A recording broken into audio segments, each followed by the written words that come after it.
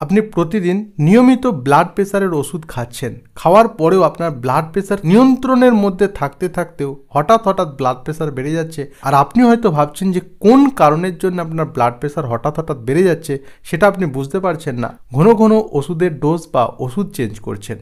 এই ধরনের সমস্যা কি থেকে হয় সেটাই আপনাদেরকে বলবো। এই ধরনের সমস্যা মেনলি হয় মানসিক চাপ, স্ট্রেস, অ্যাংজাইটি, ডিপ্রেশনের কারণে, মনের মধ্যে ভয় ভীতির কারণে। যেই মুহূর্তে আপনার মানসিক চাপ কম থাকছে, যেই সময়ে আপনি ফ্রি মাইন্ডে থাকছেন, তখন আপনার ব্লাড প্রেসার নিয়ন্ত্রণের মধ্যে থাকছে।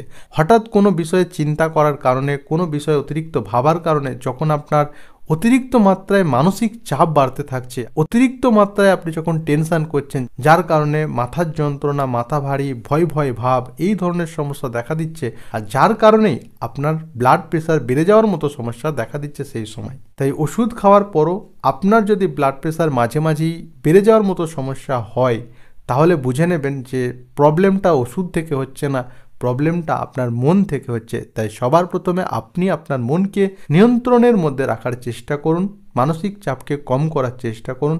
অটোমেটিক্যালি আপনার ব্লাড প্রেসার কম হয়ে যাবে।